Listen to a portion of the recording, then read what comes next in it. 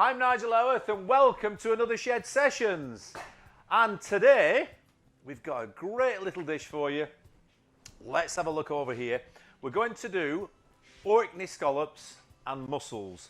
And it's a broth of mussels with a lovely pan-fried Orkney scallop. You can't get better than that. So let's have a little look at the ingredients and let's have a run through. So we've got spinach here, we've got the mussels here, and then we've got our scallops, which we're going to open a couple of scallops for you. So if any of you want to get the scallops or can get the scallops in the shell, then you know how to do that. We've got some chilies, we've got some garlic, and we've got some shallots. We've got, so this is a bit coconutty, so there's a hint of Scotland meets Thailand somewhere along the line here. So we've got coconut yogurt and we've got coconut milk, and we've got a little bit of sesame which I've toasted. We've got coconut fat, and we've got a little bit of rice, and then we've got these big scallops here which are hiding behind just in case those ones don't come out. So, right, without further ado, let's get a scallop out, have we? So, you see the scallops are alive. That should be bouncing back. They've been in my fridge a day, I've got to confess. So I'm just getting a palette knife, and can you see that just smooching down the side there? Now that one, they're all extra large these, and that one isn't just as big as some of the ones that I've got out. So if your scallop shell's really tight, fit, closed, then you've got to prise it away and sort of release, you see, and release the scallop out. Right, then, once you've got those scallops out like so, okay, go in at the back here where the waste sack is, and with your, it's attached by a mussel here on this left-hand side. So just push that mussel away and ease your scallop into your bowl, okay? So again, round the back of the waste sack, there's a mussel, and then, because what is easier, you can pay a lot of money for scallops because they're an expensive commodity, and then you can damage all the scallop as you're getting them out of the shell. Okay, so that's that. And then we need to then take the scallop, and I always, you can see that mussel that held the scallop in the shell. Just put, I always go, well, it's going to turn it around that way because I feel most coming. I always put my thumb down in between there, and then get the waste sack and just peel it. Now this is where you've got to be really, really careful and just push it around and loosen that scallop, because you can tear the scallop here, and that happens sometimes to the best of us, but you've got to minimize that. Okay, so that's scallop number one out there, and then again just turn it round. I'm going to flip it over there so I can see where it's easier to get in, and remember the scallop's still live here now, so you know, be gentle when you're just squeezing it out there. And whoa, and okay, that's scallop number two. Now, okay, so we can get my cloth, just wipe that, because you'll have a little bit of shell on there, so get rid of that shell. Okay, now do we want the scallop raw? There's nothing much on these, so I'm going to say, you know, it's not worth saving those. If you want to use that as a stock, cut the waste sack away, and then it does make quite a nice sweet stock. So pop that into there, pop the mussels, we haven't got onto them yet. Pop the scallops onto there, get a bit of kitchen roll, okay, and a little bit of water now. So I'm just going to put a touch of water like that, because any little bits of sand, any bits of sediment that you can see, you need to get off. Okay, so you get the odd bit, just have a little look, and if there's anything that you can see, like a bit of grit, get it out. There's not on that, and that's it, job done. Scallops ready to go. Let's give our pan a bit of heat.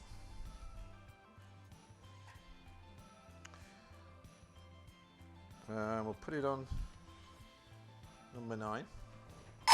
So we need to be quite brisky. I'm going to put a little bit of sunflower oil in there. And then just roughly, I've got a shallot here, just pop it in half and just roughly chop through. And then the same with your garlic and the same with your chilies. I've got the chilies are, well, I don't want it too hot, but so I was going to put, because they're not that big, the chilies, I was going to put a chili and a little bit in, and I've got my garlic there. Because this is just to give an infusion of flavour into our mussels. So I'm going to risk popping a little bit more chili in there, because I can always add a little bit more in later on. There we go. It sounds like, yeah, sounds like we're good to go. There we go. Right. We've got a little bit of, I'm using a bit of just ordinary Pinot Gris. Just need those to just cook a little bit, and I can smell now that chili, and that chili is just getting in the back of my throat a little bit now, so we'll whack the mussels in. 100 ml-ish of white wine, lid on, give it a shake. Don't move the pan away, because it just wants 2 minutes of intense heat. Don't worry about it, it'll all be over soon. So at the back here, no, at the side even here, I've got a fine sieve. You can either use a tea towel, or I've got a fine sieve, because you need to drain your juices through, okay? And actually, I'm going to need that bowl, aren't I, for later. So you can have a little peep now. They're not ready yet. And also, oh gosh, I forgot something. Bit of parsley stalk's good in there as well now. So you've got a little bit of parsley stalk. Whack a bit in there. Okay. So garnish wise here, we've got boiled rice. We've got a little bit of sesame. Okay. And remember, we're pairing this wine with something really interesting. So I'm going to let Tom explain that to you later on. But it's got a bit of this time eat Scotland, so it's got to be big enough to stand up to this dish. So let's have a look there now. Mussels are ready. Okay, so we're going to pour the mussels through and into. Oh, I hope I can fit them all in. Just in there. Okay. And then I just need to get the rest of that stuff out of there, and because I'm going to use that pan to make my sauce, so I don't need to get another pan. So just going to wipe that out nicely with a clean cloth, and then just work around it. And keep that on the heat. Now turn the heat down. Okay, to number 6. So I passed it through a fine sieve, my stock that is.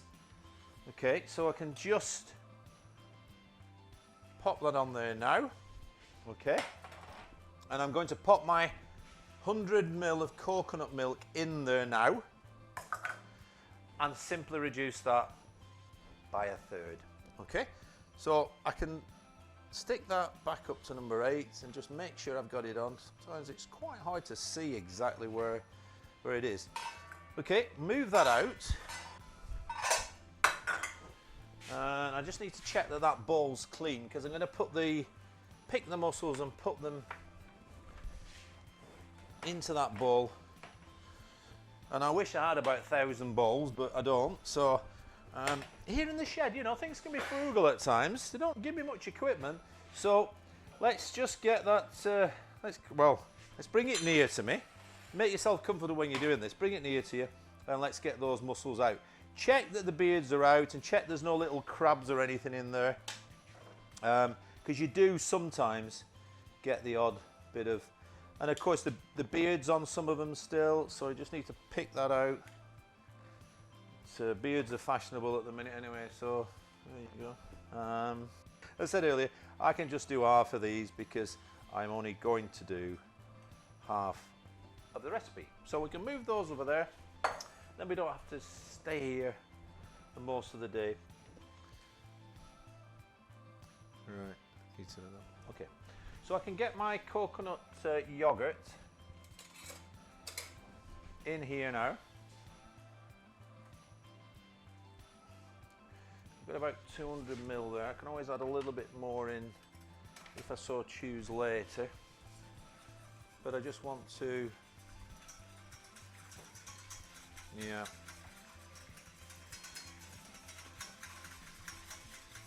Just get that, and I'm just going to try that now, just flavour wise, so I know. That's delicious. And what I want it to do is just have a little bit of kick of chilli, and it's going to be finished off with a little bit of lemon juice and a little bit of seasoning. Okay, right, let's have a look here now.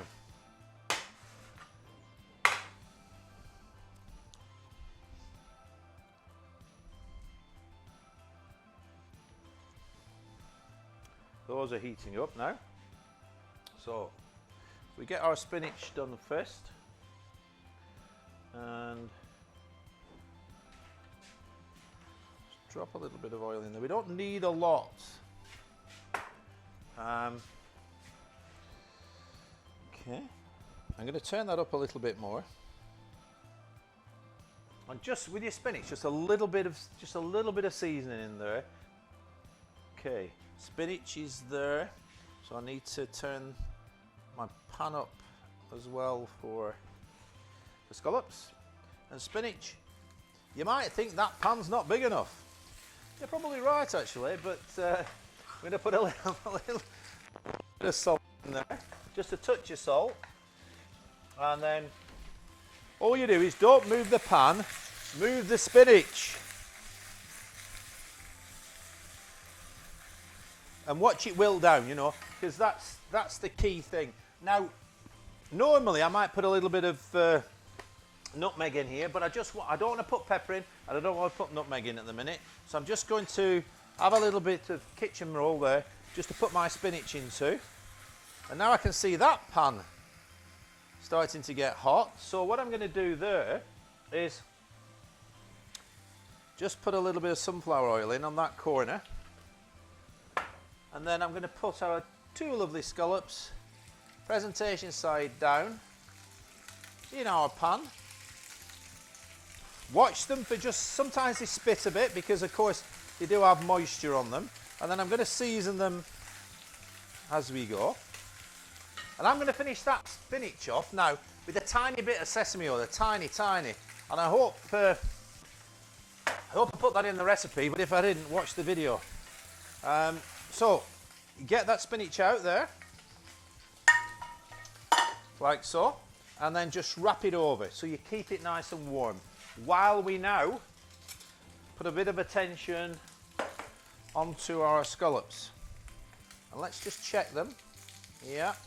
So I think that's a bit hot. So I'm going to turn it down a wee, because I want them to be golden.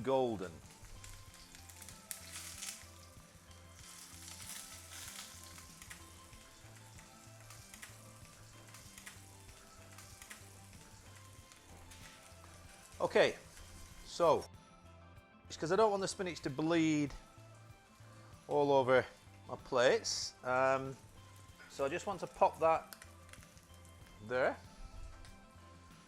And that looks beautiful. You know, gone are the days when you want sort of discoloured spinach on your dish. I'll just whip that over now. Whoa, they look feisty, don't they? Okay. And I'm going to season, really carefully season the scallop now with a little bit of salt.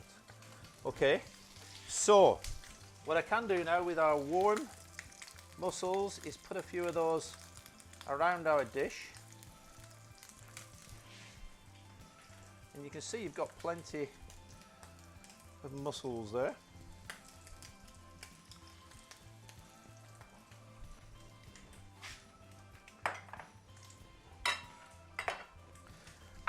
And then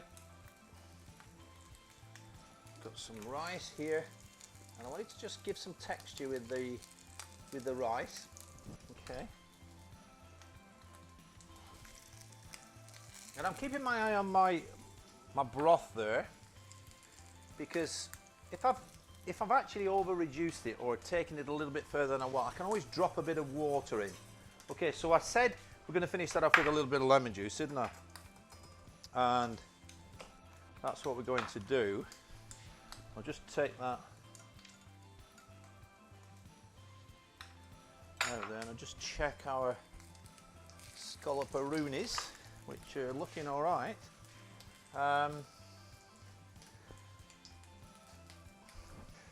Okay, so we've got our coriander, we've got our scallops here now, and whoa, those scallops are right now, so I'm going to get those scallops out and just move that away there. Okay, so we're also just going to, because I turned the scallop, we'll just put a little bit of a wee bit of salt there, just a tiny bit.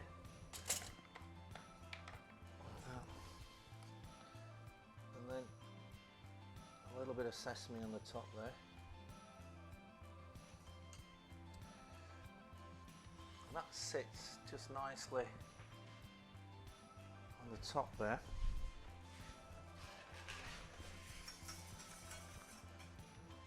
I've got to grab that little bit of chilli that I put in.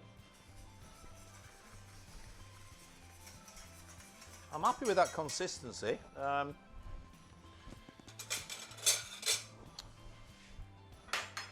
just need to pop my bit of parsley in there.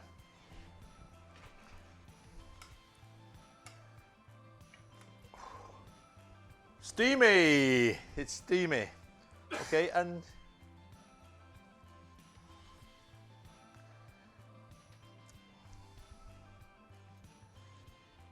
there we go. So I'm just trying to get a little bit over the top of the scallop there. We don't want tons of broth, but it's sort of brothy-ish. Right, so that's that.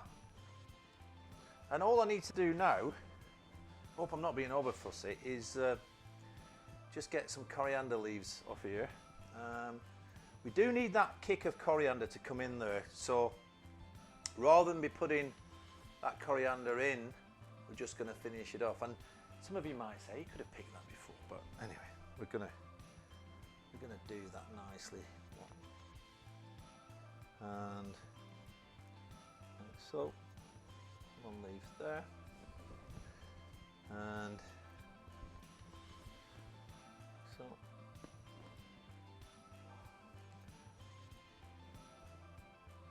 Like so. Okay, and then just going to just wipe that edge there, and we've got our Orkney scallops with the mussels and sort of going towards sort of a Thai broth, so it's a coconutty chili broth with coriander. A really lovely simple dish for you to do at home, and you've got lots of textures going on there.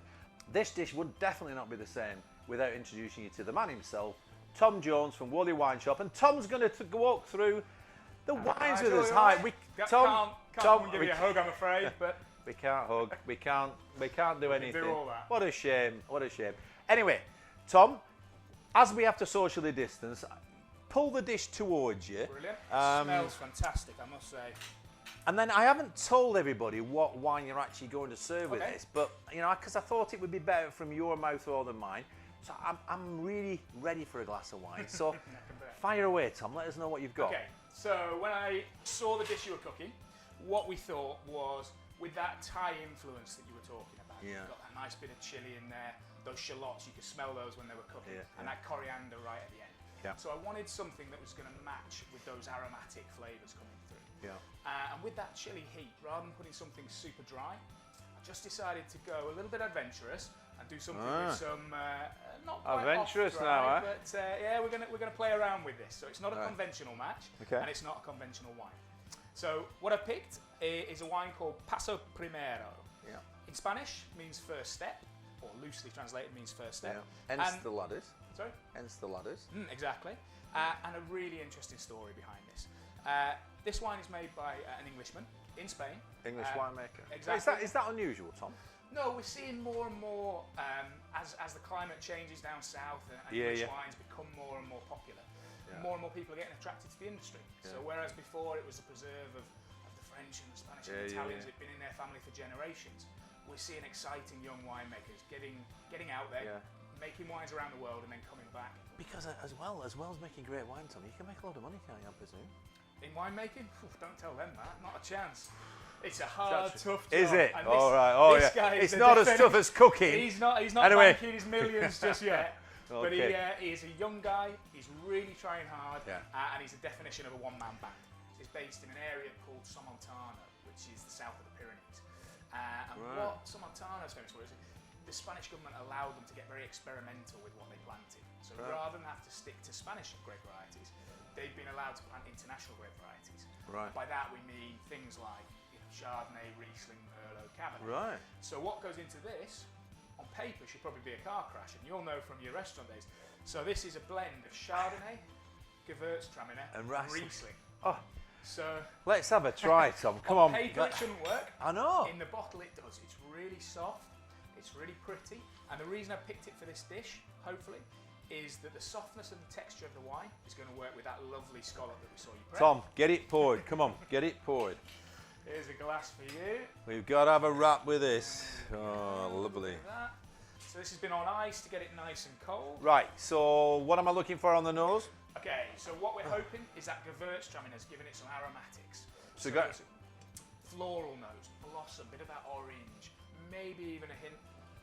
Yeah, That I'm getting the soft floral. lychee. There's no petrol there off the Riesling, is there? No. No, well, usually that petrol aroma only turns up when Riesling ages or from certain areas around the world. Wow, that's quite short. I'm gonna have a go with this now. Me too. You feel that nice mouth coating texture. It's Yeah. not sharp and bright like a Riesling might normally be. And let's make sure we get a little bit of that sesame and that coriander, which is going to give it that Thai flavour.